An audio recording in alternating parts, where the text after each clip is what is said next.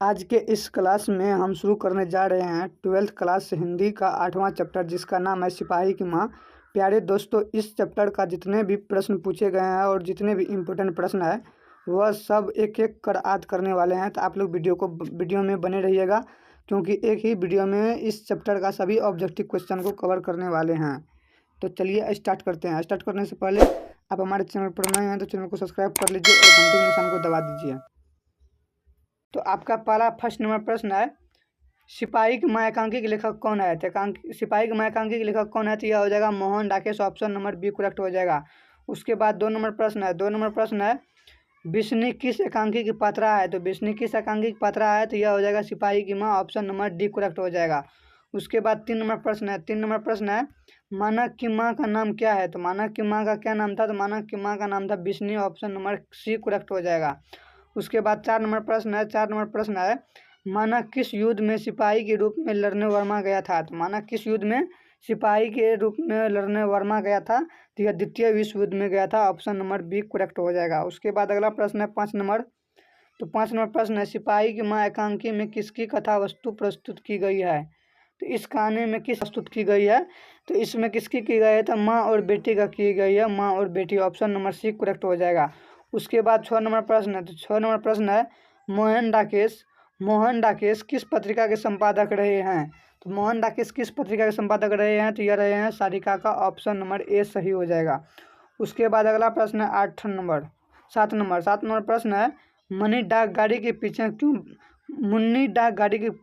क्यों भागती है? तो यह हो जाएगा चिट्ठी के लिए। ऑप्शन नंबर सी करेक्ट हो जाएगा। मुन्नी यहाँ पर मन्नी हो गया है, सॉरी यहाँ मुन्नी है।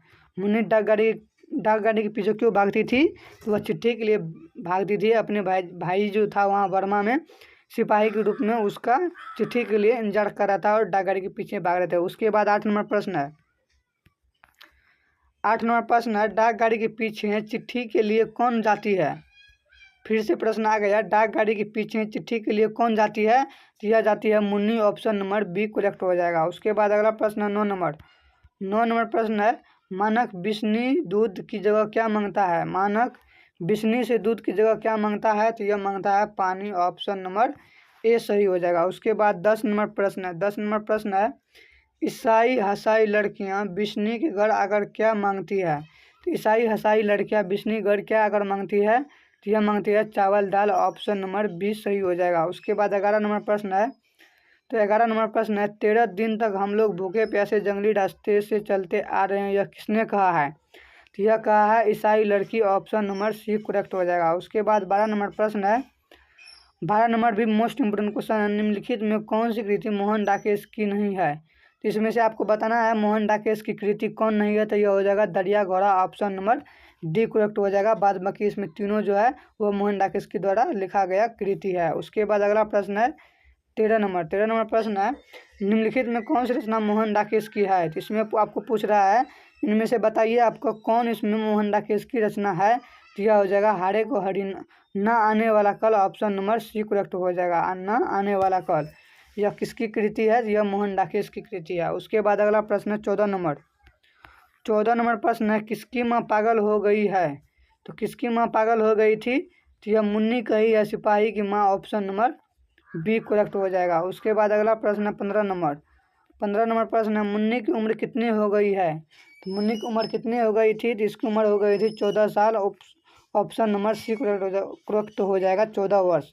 उसके बाद 16 नंबर प्रश्न है, निम्नलिखित में बिस्नी की पड़ोसी कौन थी? तो बिस्नी की पड़ोसिन कौन थी? तो यह थी Kunti. Option number C correct हो जाएगा। उसके बाद 17 नंबर प्रश्न है, मुन्नी किस दिन मानक की चिट्ठी के आने का भविष्यवाणी करती है? तो मुन्नी किस दिन अपने भाई मानक के चिट्ठी का आने का भविष्यवाणी करती है? तो मंगलवार को करती है। Option number D correct. उसके बाद 18 नंबर प्रश्न है। तो आप लोग वीडियो को अभी तक लाइक नहीं किए हैं तो वीडियो को लाइक कर दीजिए और चैनल को भी सब्सक्राइब कर लीजिए। 18 नंबर प्रश्न है, कौन कहता है मैं इसकी लाश ले जाकर चिरकौवा को आगे डाल दूंगा?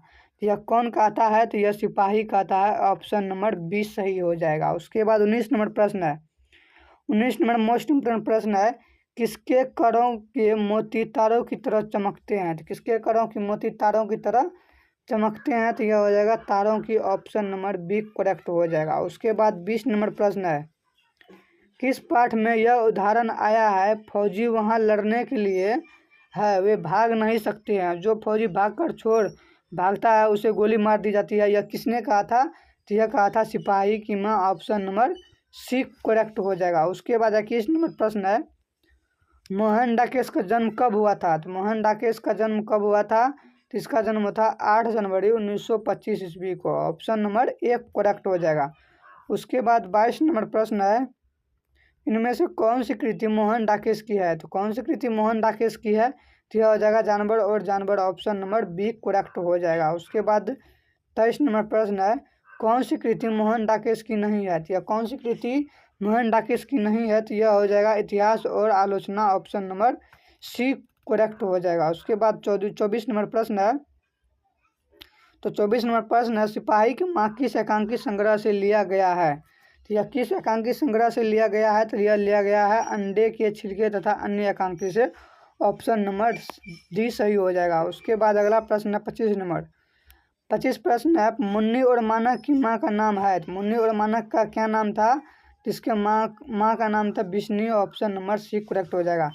उसके बाद 26 नंबर प्रश्न है, सिपाही की माँ एकांकी के अनुसार लड़ाई कहाँ हो रही है, सिपाही की माँ एकांकी के अनुसार लड़ाई कहाँ हो रही है, तो यह हो जाएगा बर्मा में, ऑप्शन नंबर बी करेक्ट हो जाएगा। उसके बाद 27 नंबर प्रश्न है, मोहन डाकेश की एकांकी शीर्षक है, तो मोहन डाकेश की एकांकी की शीर्षक है, तो यह हो जाएगा सिपाही की माँ, ऑप्शन नंबर बी करेक्ट हो जाएगा। उसके बाद 28 नंबर प्रश्न है, सिपाही की माँ कौन है, तो सिपाही की माँ कौन है, तो यह हो जाएगा बिशन देई, ऑप्शन नंबर बी करेक्ट हो जाएगा। उसके बाद 29 नंबर प्रश्न है, 29 नंबर मोस्ट इम्पोर्टेंट प्रश्न है, सिपाही की माँ एकांकी में कुंती कौन है, तो इस एकांकी में कुंती कौन है, तो यह है सिपाही की माँ की पड़ोसिन, ऑप्शन नंबर सी करेक्ट हो जाएगा। उसके बाद 30 नंबर प्रश्न है, तो 30 नंबर प्रश्न है, रवेश जय होता है, तो रवेश जय क्या होता है, तो यह होता है आपका ऑप्शन नंबर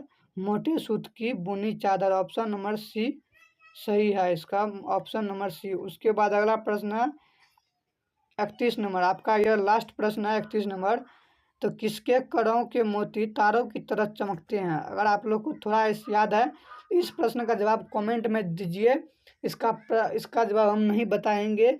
तो आप लोग अपने एग्ज़ाम की तैयारी अच्छे से करिए और अभी से एग्ज़ाम में लग जाइए, पूरा धूड़-धाड़ तैयारी करिए, आपका एग्ज़ाम में अच्छा रिजल्ट होगा और अच्छा रिजल्ट आएगा भी।